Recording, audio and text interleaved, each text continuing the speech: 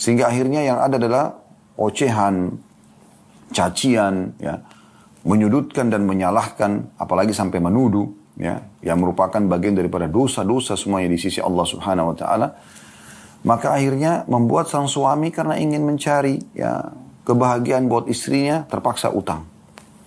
Terpaksa, kalau orang yang kurang imannya mungkin korupsi, manipulasi data. Dan berapa banyak, ya, suami-suami akhirnya dihukumi melakukan kriminal hanya karena permintaan dan tuntutan dari istrinya. Karena sudah terlanjur tertanam dalam hati rasa cinta, akhirnya dia memenuhi kebutuhan istrinya. Tanpa dia memperdulikan lagi keadaan dia. Dan ini yang banyak terjadi realitanya. Subhanallah, bahasan ini penting sekali. Beliau langsung melarang setiap muslimah, kalau mengaku beriman kepada Allah dan hari akhir, janganlah engkau hanya menginginkan suamimu mengabulkan segala permintaanmu dan mendatangkan segala keinginanmu tanpa memperhatikan sedikitpun kesulitan ekonominya. Tapi engkau harus memperhatikan kondisi psikis dan fisik yang sedang dialaminya. Tidak diragukan lagi bahwa ketidaktanggapan istri terhadap kondisi suami akan memperluas kerenggangan di antara suami istri tersebut. Ya, sampai pada tingkat nanti akhirnya suami jenuh. Karena yang ada, kenapa sih nggak kerja tambahan? Kenapa sih nggak lembur? Kenapa sih nggak begini dan begitu? Kenapa tidak seperti temanmu si fulan, atau sepupumu si fulan, atau keluargamu si fulan? Suami dibanding-bandingkan dengan laki-laki lain. Dan ini bagi laki-laki ini sangat mencoreng wibawa dia. Dan hal itu akan menghasilkan banyak efek-efek negatif. Ya, akhirnya suami mulai angkat suara. Uniknya, sebagian istri semoga Allah berikan hidayah, dia malah, ya, menilai suami di saat suaminya angkat suara, padahal dia pemicunya. Ya. Subhanallah, di sini kemahadiran Allah, Allah akan catat dan akan diminta pertanggungjawaban hari kiamat. Ingatlah sabda Nabi SAW, awal yang dihisap pada hari kiamat bagi seorang wanita, sholat dan hubungannya dengan suaminya.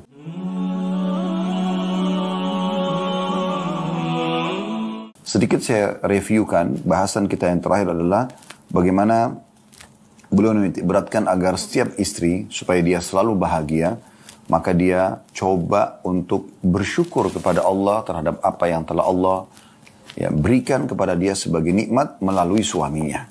Apakah itu dari nafkah yang diberikan, ya, tiap bulan untuk kebutuhannya, dia dan anak-anaknya, atau misalnya fasilitas yang telah diberikan Allah Subhanahu wa taala melalui suaminya seperti rumah, kendaraan, pakaian dan seterusnya, ya, perabot-perabot misalnya, selain daripada uang bulanan yang dipakai untuk konsumsi makanan dan minuman. Dan ini beliau mengingatkan dan mengangkat agar jiwa merasa tentram dalam setiap rezeki yang sudah Allah berikan, maka berpeganglah pada hadis ini, yaitu sabda Nabi SAW, "Unzuru ila man asfala minkum wa la tanzuru ila man huwa fawqakum fa huwa ajdaru alla tazdaru ni'matallah."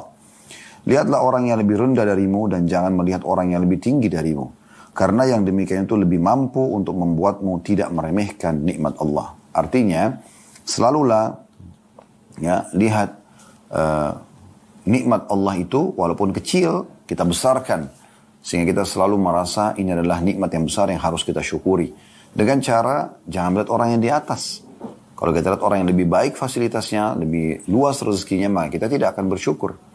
Allah Subhanahu wa taala lebih tahu kenapa si fulan diberikan lebih, kenapa si fulan diberikan sedang, kenapa si fulan diberikan kurang misalnya.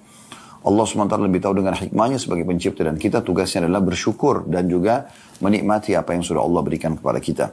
Dan teman-teman sekalian, dengan melihat orang yang lebih di bawah, kita akan selalu bersyukur. Contoh misal, Allah memberikan kepada Anda kendaraan motor. Jangan pernah lihat orang yang punya mobil, karena Anda tidak akan pernah bersyukur. Tapi lihat orang yang punya kendaraan motor seperti Anda, atau orang yang bahkan belum punya kendaraan motor sama sekali. Misalnya, dia masih menggunakan sepeda. Nah, ini contoh saja, ya. Kalau Anda menggunakan sepeda, Anda lihat orang yang mungkin berjalan kaki. Kalau Anda berjalan kaki, lihat orang yang subhanallah tidak memiliki kaki. Puntung kakinya misalnya. Maka ini sebuah pelajaran, ya, yang bisa kita ambil, ya. Kalaupun Allah berikan Anda sampai pada tingkat punya mobil, maka jangan lihat orang yang di atas Anda. Lihat orang yang mungkin tahun mobilnya lebih lama daripada Anda, ataupun lebih sederhana kendaraannya, ya. Sehingga Anda selalu bersyukur kepada Allah SWT. Dan dengan syukur itu dijanjikan dalam surah Ibrahim, la in syakartum la azidannakum wa la in kafartum inna adzabi lasyadid. Kalau kalian bersyukur maka pasti nikmatku aku akan tambah, kata Allah. Dan kalau kalian kufur, selalu memungkiri nikmat tersebut, maka azabku amat pedih. Ini beliau tutup setelah itu dengan menjelaskan, setelah memaparkan hadis ini beliau mengatakan, ingatlah wahai para istri bahwa kebahagiaan itu bukanlah dengan harta semata. Berapa banyak suami yang kaya dengan hartanya tapi ia bakhil dengan perasaannya. Sedangkan yang lain fakir dengan hartanya tapi kaya dengan perasaannya. Serta mencintai istri juga rumahnya. Hendaklah istri ya, selalu ridho kepada suaminya, ya, dan mencintai suaminya atau ridho dengan penuh cinta. Karena kebahagiaan itu bukanlah dengan makanan, minuman, berhias dan pakaian juga perabot serta memiliki emas dan mobil, tapi kebahagiaan itu terletak pada dada dan hati yang tentram dengan cinta dan keimanan. Jadi ini yang merupakan target utama syariat dalam rumah tangga. Jadi bukan materi, tapi justru bagaimana sakinah, mawaddah dan rahmah, penuh dengan ketenangan, ketentraman, kasih sayang dan saling perhatian satu sama yang lain.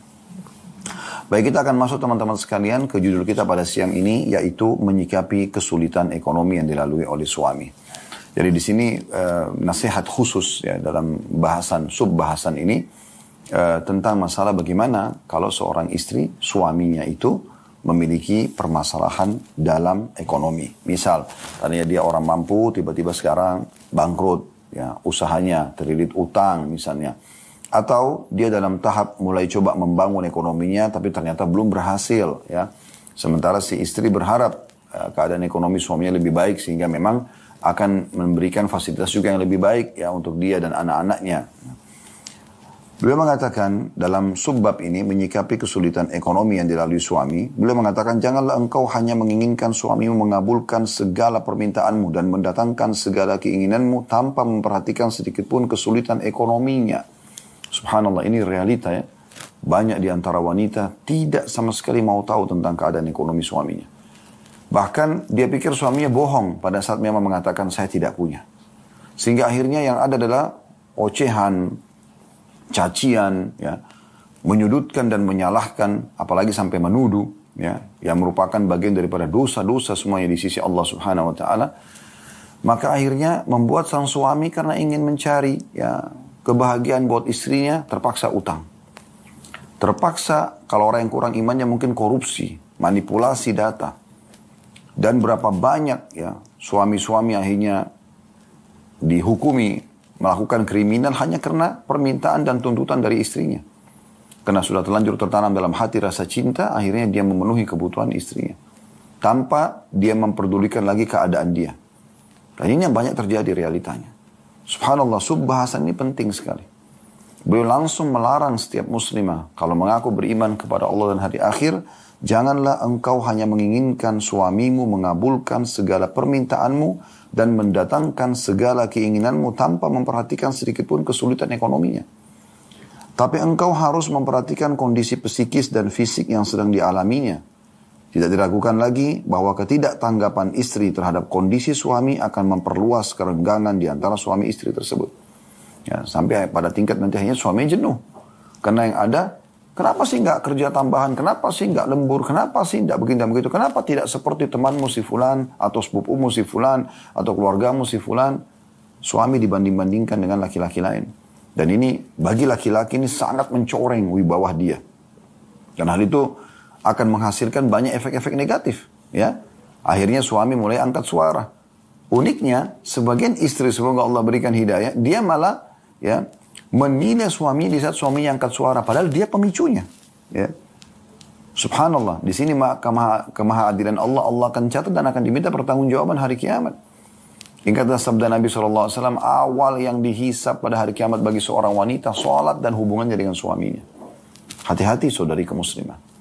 Suamimu bisa surgamu atau jadi nerakamu. Dan itu yang kata Nabi SAW kepada seorang wanita yang datang ke rumahnya. Mengingatkan, hati-hati, suamimu adalah surgamu atau nerakamu. Di saat Anda bisa merangkulnya dengan penuh kasih sayang, Anda menanamkan kebahagiaan, kepuasan, Anda tunjukkan rasa berterima kasih dengan apa yang sudah dia siapkan, sehingga dia pun merasa pengorbanannya bernilai, maka itu pahala di sisi Allah SWT. Kata Nabi SAW dalam sebuah hadis, termasuk amal yang paling Allah cintai adalah memasukkan kegembiraan dalam hati seorang muslim. Itu umum. Apalagi kalau dasarnya orang yang memang telah berbuat baik yang sebenarnya Allah yang bebankan kewajiban tersebut seperti orang tua pada anaknya, suami pada istrinya, ya. Ini adalah hal yang wajib Anda syukuri dan berterima kasih. Dan sama kasusnya, kalau Anda syukuri nikmat ini kepada Allah SWT, Allah akan tambah. Sebagaimana tadi kami sudah paparkan ayat Al-Quran dalam surah Ibrahim, la in syakartum la azidannakum. Kalau kalian bersyukur saya akan tambah. Dan juga Anda akan meraih cinta dan juga kasih sayang dari suami. Kami, para laki-laki ini, di saat kami tidak menemukan tuntutan-tuntutan dari istri, maka jangan Anda khawatir, jangan Anda mengatakan, oh karena saya tidak tuntut suami saya jadi tidak mengerti. Tidak. Justru pada istri-istri yang tidak menuntut itu, suami akan lebih peduli. Suami akan lebih royal dengan dia. Karena tidak ada tuntutan. Yang ada pada saat datang cuma ada sambutan, berusaha memuaskan suami, berusaha memberikan yang terbaik. Maka respon yang terjadi adalah suami menilai. Tidak ada satupun sosok suami yang tidak Allah mudahkan untuk menilai kebaikan istrinya. Mustahil. Dia pasti akan menilai. Dan penilaian dia akan balas, ya, kebaikan-kebaikan istri tersebut dengan hal yang juga dia berusaha membahagiakan istrinya. Dan yang paling menonjol adalah di perhatian, ya, dirasa cinta, ungkapan-ungkapan yang indah, kemudian pemenuhan kebutuhan. Yang paling sering itu terjadi adalah pemenuhan kebutuhan. Semampu si suami. Dia akan berusaha bagaimana memberikan hadiah-hadiah, dia menyiapkan fasilitas yang layak, dia coba membahagiakan istri dengan membantu keluarga istrinya misalnya, atau memenuhi kebutuhan-kebutuhan istri yang tambahan ekstra selain daripada kebutuhan dasar. Mungkin ada tambahan pakaian, mungkin ada tambahan ingin bosan dengan makanan di rumah, kemudian beli masakan dari luar, dan seterusnya. Ya. Jadi setiap wanita muslimah wajib punya kepekaan agar dia tidak dapat murka Allah Subhanahu wa Ta'ala dalam menilai kebaikan suaminya. Jadi tidak boleh sembarangan dalam masalah poin seperti ini. Ingat selalu wahai muslimah, suamimu itu adalah orang asing. Bukan ayahmu, bukan orang yang dasarnya memang begitu lahir, dia punya kewajiban terhadap dirimu. Tapi dia adalah seorang yang asing. Begitu Anda menikah dengan dia, menjadi status istri, lalu tiba-tiba dia terbebani. Dia harus bekerja banting tulang untuk memenuhi kebutuhan makananmu, minumanmu, pakaianmu, tempat tinggalmu, transportasimu. Nilai kebaikan orang itu. Nilai, ya. Makanya Nabi SAW mengatakan, man lam yashkurun nas, la yashkurullah. Orang yang belum berterima kasih kepada manusia, maka belum terhitung berterima kasih kepada Allah. Maka harus hati-hati. Terutama istri pada suaminya. Anak pada orang tuanya. Ini semua poin penting sekali untuk digarisbawahi. Ya. Kemudian teman-teman sekalian beliau mengatakan, saya ulangi ini kata-kata yang indah ya. Baik saya ulangi, janganlah engkau hanya menginginkan suami mengabulkan segala permintaanmu dan mendatangkan segala keinginanmu tanpa memperhatikan sedikit pun kesulitan ekonominya. Tapi engkau harus memperhatikan kondisi psikis dan fisik yang sedang dialaminya.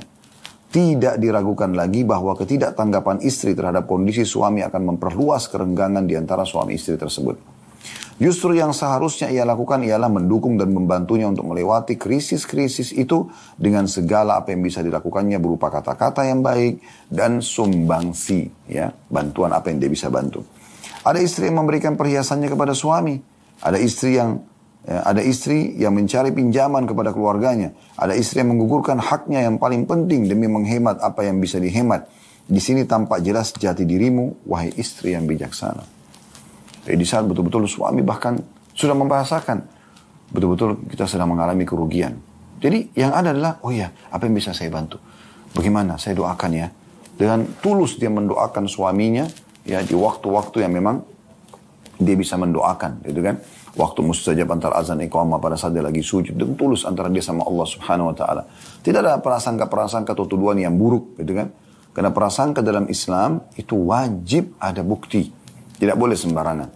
Dan semalam di Blok M kami sudah membahas masalah itu ya. Salah satu dosa besar yang tulis oleh Syekh Muhammad bin Abdul Wahhab rahimahullah adalah tentang masalah ya, adanya atau menuduh tanpa ya, bukti. Ini dosa besar. Bukan cuma dosa, ini dosa besar. Jadi nggak boleh seseorang itu menuduh tanpa bukti. Harus ada buktinya. Ya. Makanya Nabi SAW mengatakan, al-bayyinatu ala man idda'a. Harus ada bukti bagi orang yang menuduh. Ya. Wal yaminu ala mudda' alaih. Dan orang yang tertuduh bersumpah kalau tidak. Itu sudah cukup. Selebihnya serahkan perkara tersebut kepada Allah Subhanahu wa Ta'ala. Ingat, jangan pernah teman-teman, wahai muslimah, Bertakwa kepada Allah Subhanahu wa taala. Jangan pernah hanya karena ingin dipenuhi kebutuhannya, kemudian dia berkata kasar pada suaminya. Ya. Melotot, kemudian menggugurkan kewajiban dia dengan tidak melayani biologisnya misalnya, tidak melayani makanannya, bertutur kata yang kasar. Ini subhanallah, akhlak yang sangat buruk. Ya. Harusnya Anda bisa menilai sekecil apapun kebaikan suami. Sekali lagi saya pastikan, setiap laki-laki saudariku muslimah, kalau seandainya Anda diberikan sesuatu lalu Anda menilainya, Anda mengatakan terima kasih, Anda tunjukkan kepada dia bahwasanya ini adalah sesuatu yang besar di mata Anda, walaupun sebenarnya dia kecil nilainya. Maka pastikan suami Anda akan selalu berpikir di luar rumah sana, apalagi yang saya akan berikan kepada istri saya. Karena kebaikan yang dari respon, pemberian dan pengorbanan itu. Ya, walaupun mungkin Anda memiliki paras wajah yang tidak ya maksimal, bukan orang yang ya sangat cantik misalnya, atau fisik juga, atau misalnya keadaan ekonomi Anda, tapi Anda responnya begini, sangat baik. Maka suami tidak akan pandang semua yang kekurangan-kekurangan tersebut. Bagi dia adalah, ini wanita yang baik buat saya. Gitu kan. Walaupun dia cantiknya, mungkin dia wanita tercantik di dunia mungkin ya. Kemudian juga dia adalah wanita yang mapan dari sisi ekonomi misalnya. Tapi tutur katanya kasar, suka menghina, suka menuduh. Ini hanya ada kerenggangan dalam rumah tangga. Dan akhirnya bercerai puncaknya. Dan ini adalah kerugian yang luar biasa bagi Anda. Karena Anda kehilangan kunci surga. Saya ingatkan kembali sabda Nabi SAW. Ya, istri manapun yang meninggal lalu suaminya ridho, merasa kehilangan, ya, kecuali pasti akan masuk ke dalam surga. Ya, ini penting untuk digarisbawahi.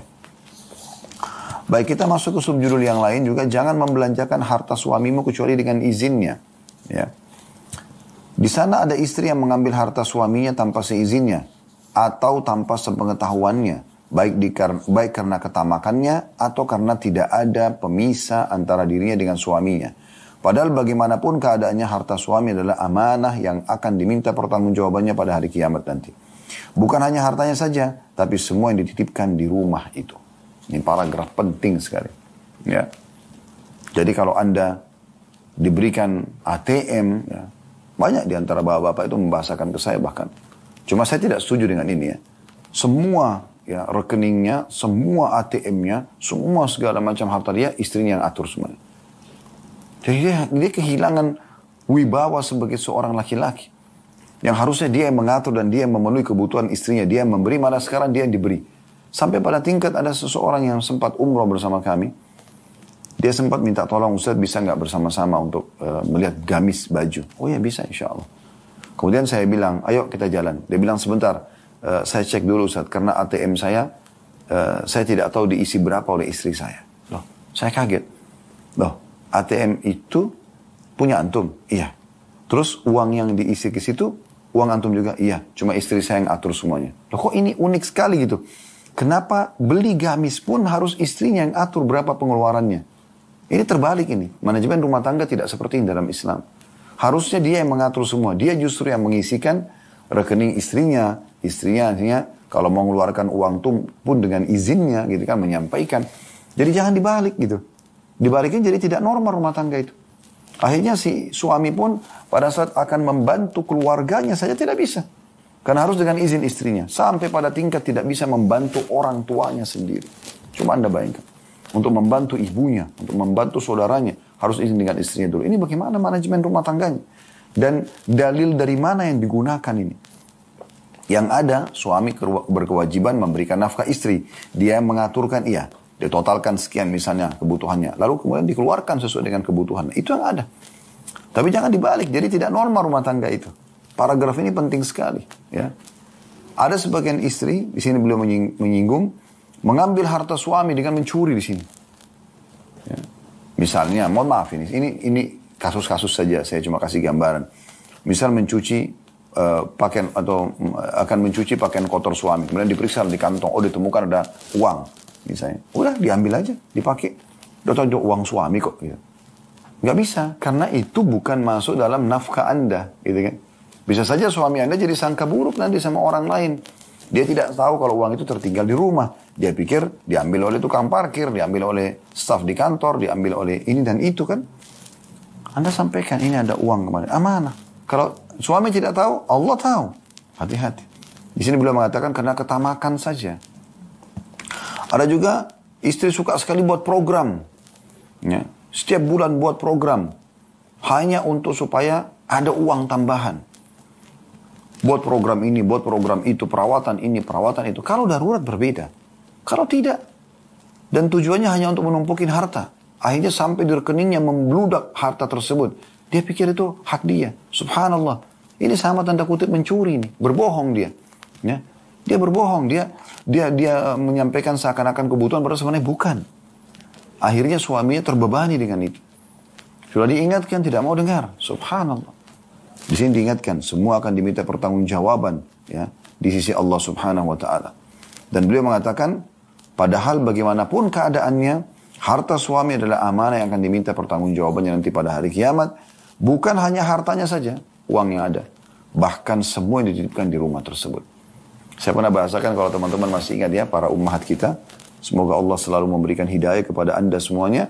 Dan bisa menjadi istri-istri yang baik, yang salihah. Yang justru mengejar ridha Allah dan surga dari suami dan rumah tangga anda. Allahumma amin. Banyak orang subhanallah ya tidak memahami bahwasanya setiap jengkar rumah yang suaminya titipkan, apakah kontrakan rumah, adalah tanggung jawab dia. Tidak boleh teman-teman sekalian wallpaper sembarangan main rusak, ya keramik pecah, ada masalah-masalah lah, gitu kan? Itu nggak boleh. Ya. Bahasakan ke suami, maaf ya, tadi ada kejadian begini. Walaupun anak anda yang lakukan, karena anda kan bertanggung jawab di rumah. Jangan sampai suami tanya, ini di mana? Oh nggak tahu. Ini di mana? Oh nggak tahu. Semuanya nggak tahu. Loh barangnya di mana gitu? Sampai kadang-kadang ada suami yang membahasakan pada istrinya, memang barang ini punya kaki sampai bisa jalan sendiri kan tidak mungkin gitu kan. Tapi begitulah dianggap tidak ada masalah. Padahal semua ini pertanggungjawabannya berat di sisi Allah SWT. Suamimu adalah surgamu atau bahkan bisa jadi nerakamu. Hati-hati. Ya, jaga amanah-amanah itu. Apapun yang merupakan hak suami ya, charger handphone atau mungkin hal-hal mendasar kebutuhan dia ya. Anda tahu dia masuk rumah selalu dia cari. Ya udah, taruh di satu tempat yang istimewa khusus memang rak itu atau lemari itu ya atau laci itu buat kebutuhan suami sehingga pada saat dia tanya sudah ada atau bahkan pada saat dia belum masuk rumah pun Anda sudah menyiapkan kebutuhan-kebutuhan dasarnya yang dia butuhkan dari kebutuhan mandi di kamar mandi semuanya sudah rapi ya pakaiannya sudah tertata rapi semuanya ini amanah Allah SWT akan minta pertanggungjawabannya ya dan dianggap remeh teman-teman dan juga kalau Anda menikmati itu sebagai sebuah perintah agama Anda kejar pahalanya, Anda akan meraih ridha Allah, Tuhan Anda juga akan meraih cinta suami Anda. Karena itu yang semua dikejar oleh setiap istri kan, bagaimana suaminya cinta pada dia. Lalu beliau mengangkat di sini, sabda Rasulullah SAW, wanita adalah pemimpin di rumah suami dan akan ditanyai tentangnya. Ya. Tentang rumah tangga tersebut. Dan hamba saya adalah pemimpin terhadap harta tuannya dan akan ditanyai tentangnya. Ingatlah, setiap kalian adalah pemimpin dan setiap kalian akan diminta pertanggungjawaban tentang apa yang dipimpinnya. Hadis sahih riwayat Bukhari. Anda akan diminta pertanggungjawaban wahai muslimah, ya. Sendok, garpu, alat masak, semua yang diamanahkan di rumah. Itu akan diminta pertanggungjawaban. Hati-hati, jaga sebagai amanah. Ini bukan masalah pelit, bukan. Amanah. Barang-barang itu Anda beli dari uang suami bukan untuk Anda bengkalikan begitu saja. Sudah gitu kadang-kadang sudah salah nih, dia yang rusak misalnya alat masaknya. Nih alat masak sudah tua nih, ganti aja. Minta dari hasil keringat orang dengan tidak santun. Dari mana wahai muslimah akhlak ini? Siapa yang mengajarkan kepada Anda? Buku apa yang Anda jadikan patokan? Ulama siapa yang Anda dengarkan? Ya. Tokoh masyarakat siapa yang Anda jadikan sebagai panutan? Kan jadi kacau semuanya, gitu kan? Kalau rusak datang baik-baik, bertanggung jawab. Maaf mas, maaf bang, maaf siapa saja dipanggil suaminya. Maaf ini saya tadi pakai panci ini ternyata qadarullah begini dan begitu. Saya kemarin pada saat kita beli sendok dan garpu satu lusin itu, saya udah coba tata kembali pada saat dibersihkan oleh PRT atau saya sendiri. Saya tata ternyata ada berkurang satu set gitu. Saya nggak tahu di mana, tolong diikhlaskan. Begitu tanggung jawab. Dengan dia bahasa begitu, suaminya akan mengatakan, baik nanti kita beli lagi. Pasti itu. Ya, insya Allah begitu bahasanya, itu jawabannya. Tapi di saat Anda salah, tapi tidak mau menyalahkan diri, akhirnya justru balik kepada suami. Sendok-sendok semua sudah banyak hilang tuh, beli baru lagi. Loh suaminya mungkin bilang, kan baru ada. Nggak tahu sekarang nggak ada, pokoknya beli aja. Masa mau makan tidak pakai sendok, segala macam itu. Nah, ini semua akan Allah tanya teman-teman sekalian. Ya, kadang-kadang suami itu karena dia masya Allah punya sifat dermawan, maka ya udahlah, beli aja lagi tidak apa-apa. Walaupun sebenarnya dia harus keluarkan duit plus lagi dengan kata-kata pahit dari istrinya. Dia panen pahala. Anda yang dapat dosa. Jangan Anda bilang, wah suami saya baik kok, udah gak masalah. Tetap Allah akan tanya Anda nanti hari kiamat. Hati-hati. Ya, jadi itu semua amanah. Jangan selalu mengatakan tidak tahu, tidak tahu, tidak tahu. Berapa banyak istri subhanallah sibuk. Perawatan dia luar biasa. Untuk dirinya luar biasa. Tapi untuk suaminya tidak sama sekali ada perhatian. Terus itu semua belanja dari uang siapa? Kan dari uang suami gitu kan. Unik sekali gitu.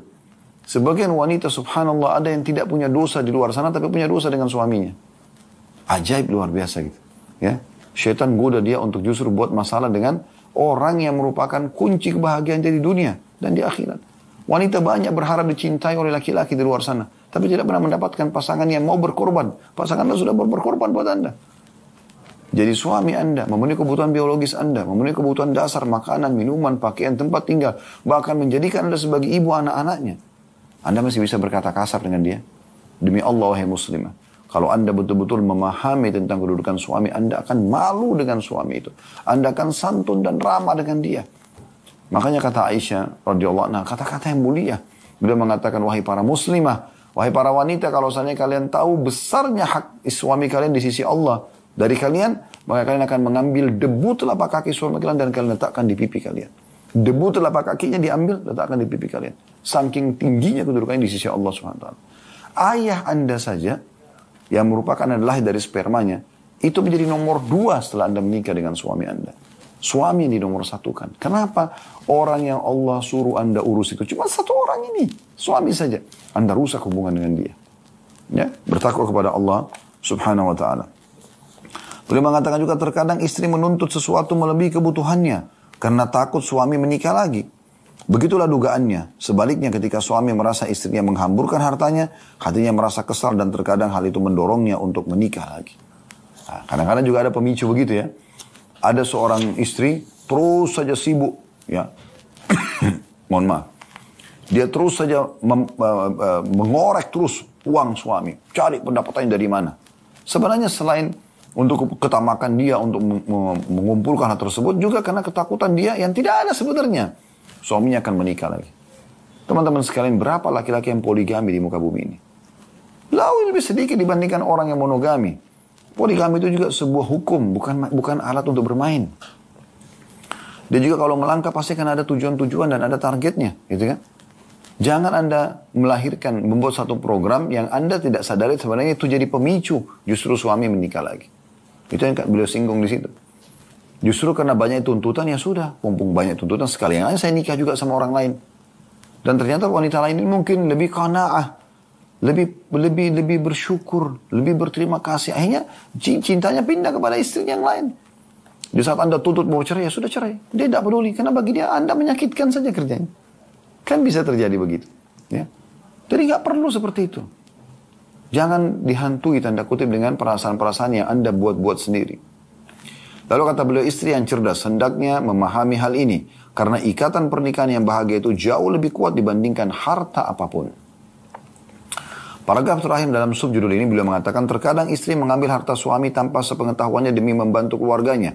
Ini bukanlah haknya. Ia tetap wajib meminta izinnya. Yakinlah bahwa dengan meminta izin untuk keperluan tersebut, kelak ia akan lebih dermawan dan lebih banyak membantu keluargamu. Maksudnya di saat kita membahasakan baik-baik. Dan itu betul-betul darurat ya. Bukan setiap keluarga kita sampaikan, langsung kita sampaikan ke suami. Sehingga jadi beban bagi suami. Setiap kali minta bantuan pasti disampaikan. Enggak. Anda sortir. Siapa di antara keluarga Anda memang betul-betul yang butuh. Bukan semua orang. Sehingga jangan jadi beban juga buat suami. Dia juga punya keluarga. Dia juga punya kebutuhan. Kan gitu. Jadi ini poin harus hati-hati. Membantu keluarga pun tidak boleh kecuali dengan izin suami. Kalau dari harta suami. Saudariku muslimah, hafidhakillah, semoga Allah selalu menjaga Anda dan juga ra'akillah, Allah selalu juga ya mengurus Anda, memenuhi kebutuhan Anda.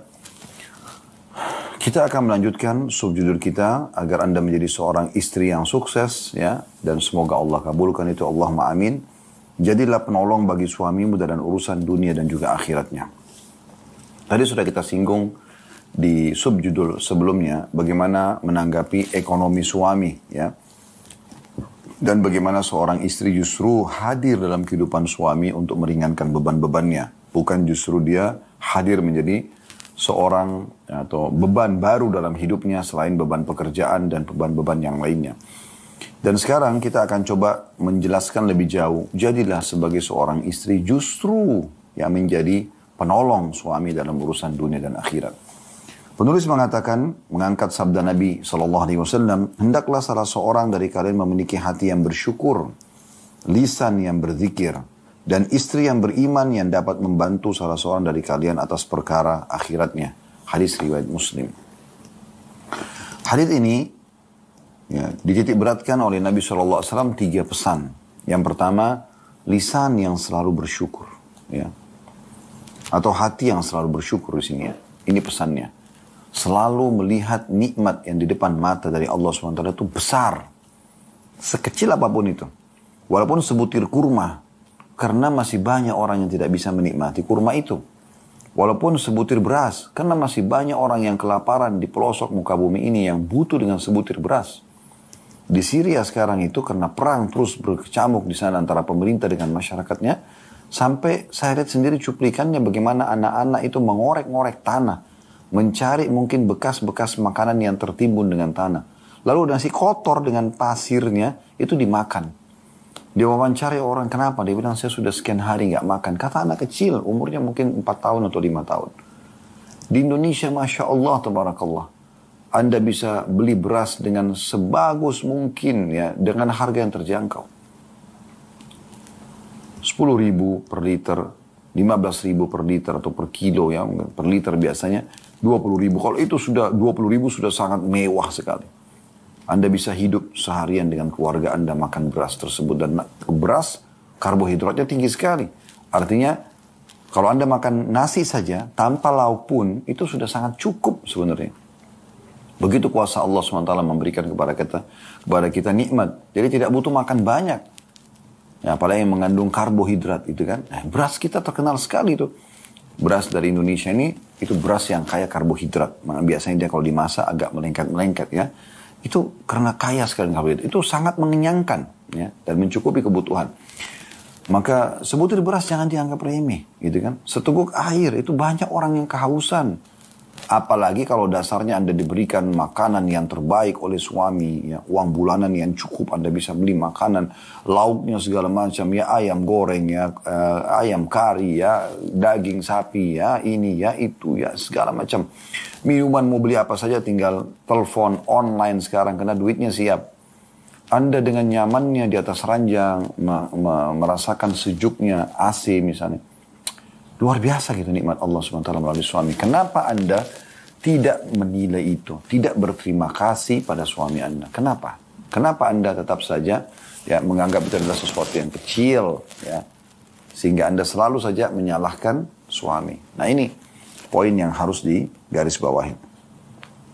Kemudian yang kedua pesan Nabi SAW adalah lisan yang selalu berzikir. Ya.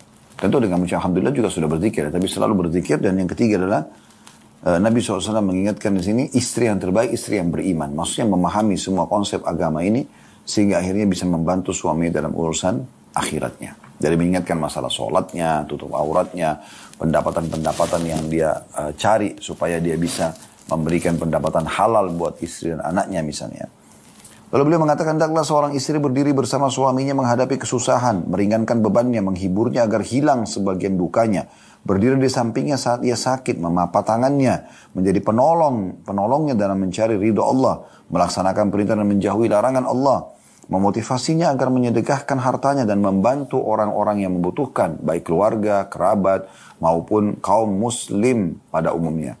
Janganlah engkau menjadi penghalang jalannya dalam membantu mereka. Nah, di sini maksudnya yang dipesankan adalah banyak istri justru ribut kalau suami membantu saudaranya, membantu orang tuanya, membantu pamannya, tantunya. Padahal sebenarnya dia pun sudah terpenuhi. Dia pun sudah terpenuhi.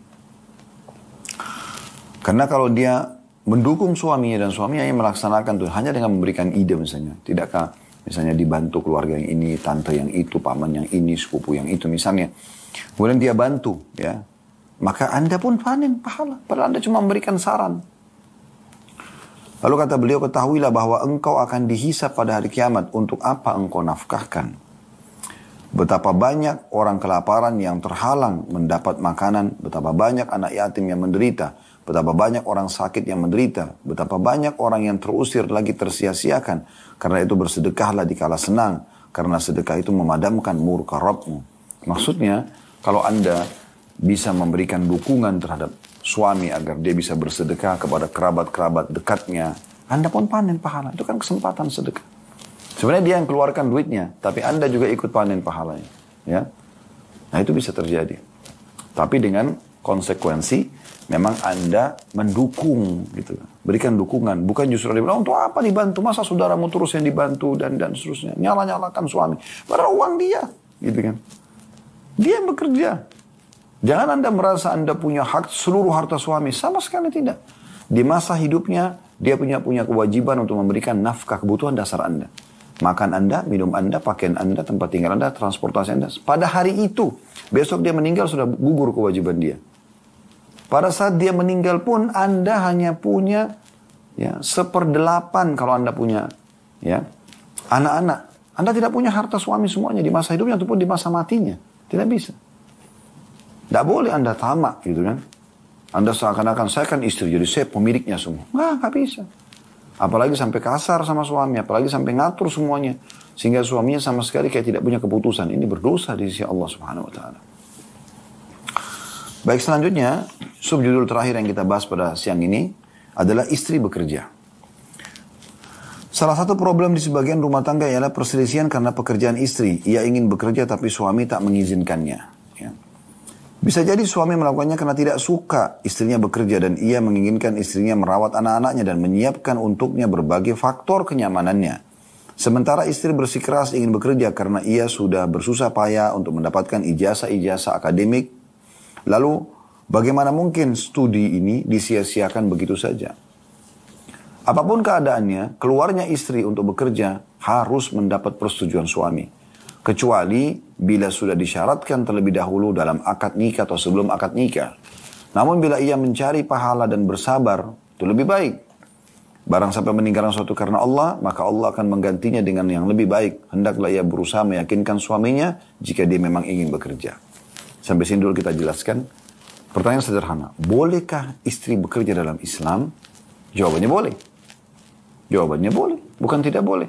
Tapi ada syarat-syaratnya. Dan syaratnya harus terpenuhi. Yang pertama, izin suaminya. Suaminya ridho, izinkan, udah terbuka satu pintu. Yang kedua, pekerjaannya halal. Ya. Dia tidak terjadi kemaksiatan di tempat kerjanya. Yang ketiga, tidak terbengkalai kewajibannya. Ya, walaupun suaminya izinkan, dia tidak boleh bengkalikan kebutuhan dasar suami, kebutuhan dasar anak-anak. Jangan karena dia bekerja, dia jadi wanita karir, hanya dia lupakan semuanya. Semua diurus oleh mbak di rumah, ya, atau PRT di rumah. Atau bahkan dititipkan kepada ibu dia, kemudian dia sibuk bekerja. Dan ini bahaya ya, subhanallah. Ada hikmah yang luar biasa, kenapa laki-laki yang disuruh bekerja dan laki-laki yang membiayai istrinya. Ada hikmah yang besar. Ya. Kenapa bukan Anda wahai muslim yang disuruh bekerja? Anda cuma tinggal duduk manis di rumah. Sebelum nikah, ayah Anda punya kewajiban menafkahi. Setelah menikah, suami Anda punya kewajiban menafkahi. Kenapa? Kenapa bukan Anda? Kenapa nggak disuruh? Islam tidak suruh sama-sama bekerja. Laki-laki wajib, perempuan wajib. Sama-sama hasilnya dikumpulin, sama-sama hidup dari hasil tersebut. 50-50%. Kenapa nggak seperti itu? Kan itu adil kan? Tapi tidak seperti itu. Kenapa? Karena memang fitrahnya wanita itu memang diberi dan menikmati saja. Kapan dia yang bekerja, udah beda kasusnya. Tidak bisa dia seperti kaum laki-laki. Saya kasih contoh, ada seseorang ikhwah mengeluh dengan saya. Selepas sholat di dekat kantor, dia datang. Lalu dia mengatakan, Ustaz, saya ingin bicara. Saya lihat matanya berkaca-kaca orang ini. Baik, saya bilang silahkan. Kami meminggir di dekat dinding masjid di bagian depan. Sehingga tidak ada orang, cuma kami berdua. Lalu dia ceritakan. Dia bilang, Ustaz, dulu ini saya sudah berumah tangga. Sudah punya anak 2 berumah tangga. Dan bahagia sekali rumah tangga kami. Alhamdulillah. Pada saat itu, dan istri saya fokus untuk urus saya sama anak-anak dan rumah. Sampai akhirnya dia bilang tahun lalu kalau nggak salah, setahun, dia bilang istri saya mengatakan, Mas bagaimana kalau saya bekerja? Ya, tujuannya supaya kita punya income tambahan. Itu niat awalnya. Ya. Dan akhirnya nanti kita bisa perbaikin ekonomi kita. Kita bisa cicil rumah, bisa kendaraan. Anak-anak juga uang sekolahnya nanti ke depannya bisa lebih tertanggulangi. Maksudnya dia ingin bekerja, hasilnya digabungin gitu sama-sama. Niatnya awalnya baik. Tapi yang terjadi subhanallah kata suaminya, baiklah, idenya bagus, tidak masalah, bekerjalah. Subhanallah mulai bekerja, mulai terjadi perubahan-perubahan sikap. Ya. Karena si istri dapat pekerjaan di satu perusahaan yang lebih tinggi gaji dari suaminya. Mulailah dia keluar kantor ke kantor dari sebelum suaminya keluar pagi. Jadi suaminya tidak ada yang urus. Anak-anaknya pun tidak terurus lagi. Ya. Kemudian pulang pun selalu telat. Kalau pulang selalu emosional, kena capek. Pada saat suaminya berikan ke anaknya, berikan suruh pegang anaknya atau minta layanan, maka sudah tidak bisa lagi. Marah-marah, berubah total. Kadang-kadang sering pulang telat. Dan bahkan sampai pada tingkat dia bilang, saya pernah diminta jemput di satu tempat. Dia turun dari mobil bersama dengan laki-laki yang bukan mahramnya. Dan akhirnya saya ingatkan, setiap kali diingatkan, dia sudah inilah saya. Jawabannya begitu, inilah saya. Kalau tidak suka, sudah kita cerai saja. Subhanallah, berubah jadi wanita ahli surga yang tadinya sangat baik sama suaminya. Dengan sifat qana'anya, merasa cukup, maka Allah buat kebahagiaan rumah tangga. Sekarang berubah menjadi wanita ahli neraka. Yang luar biasa, karena dia bangkangkan suaminya, bahkan minta cerai. Dan kata Nabi SAW apa? Wanita manapun yang minta cerai kepada suaminya tanpa udzur syar'i, tidak ada udzurnya wanita ini, maka haram baginya mencium bau surga. Tapi tidak ada lagi peduli dengan masalah itu. Bagi dia adalah sudah, ya, bisa terima ya sudah, tidak bisa ya sudah. Sampai suaminya nyesel-nyesel kenapa izinkan kerja pada satu. Jadi memang ada hikmah. Kenapa Anda tidak diizinkan bekerja, gitu kan? Nah, kalau seandainya Anda mau bekerja pun, baik. Ingat 3 hal tadi. Ridho suami, pekerjaannya benar halal, dan juga tidak menggalakan kewajiban. Kalau ini Anda bisa penuhi, maka nggak ada masalah. Anda boleh bekerja luangkan waktu. Misalnya, wanita ini memang wanita karir dan dia ingin perusahaannya dikembangkan. Atau dia seorang guru, dia mengajar. Atau dia mau bisnis online misalnya. Tidak ada masalah. Yang penting ingat, suami dan anak adalah nomor 1. Pekerjaan dan karirnya hanya nomor ke-30 sekian. Bukan cuma nomor 2. Jauh di bawah kewajiban suami. Jadi jangan sampai gara-gara mengejar karir dan bekerja, lupakan kewajiban utama. Kata beliau, hendaklah seorang istri senantiasa mengingat Allah SWT dalam pekerjaannya, kalaupun harus kerja. Pekerjaannya harus sejalan dengan tabiatnya sebagai perempuan dan tidak mendatangkan murka Allah SWT. Bagi seorang istri yang rela meninggalkan pekerjaannya demi mencari keridhaan suaminya adalah pahala ketaatan karena Allah. Saya ulangi. Bagi seorang istri yang rela meninggalkan pekerjaan demi mencari keridhaan suaminya supaya dia fokus menjadi seorang istri dan anak dan ibu anak-anak adalah pahala ketaatan kepada Allah. Allah Subhanahu wa taala akan menggantinya dengan yang lebih baik. Pekerjaan itu akan tetap ada kapan saja ia membutuhkannya pada suatu hari nanti. Tak seorang pun yang tahu apa yang akan terjadi di keesokan hari. Tapi jika seorang istri diizinkan bekerja, maka janganlah ia kikir terhadap rumahnya dengan memberikan sumbansi dalam keuangannya. Kehidupan rumah tangga adalah keterlibatan suami istri dalam duka cita dan masing-masing berdiri sebagai satu kesatuan. Jadi, kalaupun dia harus bekerja, ingat, jangan bengkalikan kewajiban utama. Nah, itu poinnya. Ya. Dan itu pun dengan ridho suaminya. Tapi subhanallah, saya melihat kalau wanita itu kembali kepada fitrahnya sebagai wanita yang benar, yang sejati, dia tidak mau kerja.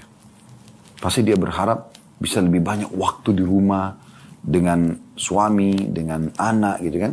Tapi kalau fitrahnya sudah mulai rusak, maka pasti dia akan sibuk dengan masalah itu. Tapi sekali lagi, bukan tidak boleh. Boleh nggak saya bisnis? Boleh nggak saya ini? Boleh, silahkan. Tapi ingat, ridho suami, pekerjaannya halal, dan jangan bengkalikan kewajiban. Jadi bukan aib seorang istri lagi bekerja, terus kemudian dia tetap pantau anaknya misalnya.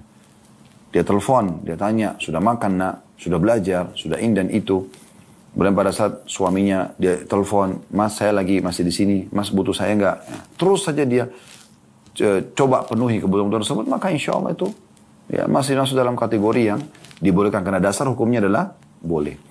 Baik, ini bahasan kita teman-teman sekalian. Insya Allah kedepannya kita akan masuk di judul yang baru, di belakang laki-laki sukses ada istri-istri yang sukses. Baik teman-teman sekarang sudah pukul 13:33 kurang lebih. Semoga apa yang kita bahas berarti bermanfaat buat kita semua. Kalau ada benar dari Allah, kalau ada salah dari saya mohon dimaafkan. Subhanakallahumma bihamdika, asyhadu an la ilaha illa anta astaghfiruka wa atubu ilaik. Wassalamualaikum warahmatullahi wabarakatuh.